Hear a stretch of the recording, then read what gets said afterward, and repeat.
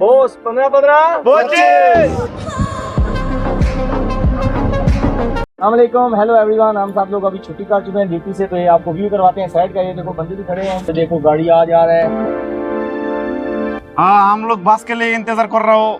देखो कितना बंदा है, मेरा उस्ताद है, ये ड्राइवर है, ये भी मेरा उस्ताद है। पूरा आदमी इंतजार कर रहे हैं बस के लिए। देखिए ये आदमी फिल्टर लेके खड़ा है, फिल्टर साफ करने के लिए। ये कंपनी का खास बंदा है माशाल्लाह। सामने खाने का सामान लेके खड़ा है, बोतल है, वाटर है, क्या है? ये मशीनरी सब खड़ी है।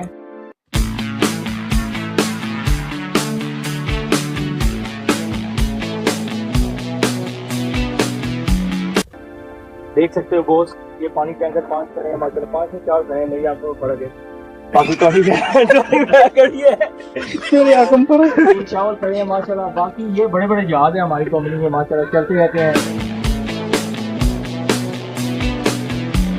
अब क्या आपको एक बहुत ही मशहूर डायलॉग सुनने को मिलेगा, बॉस 15-15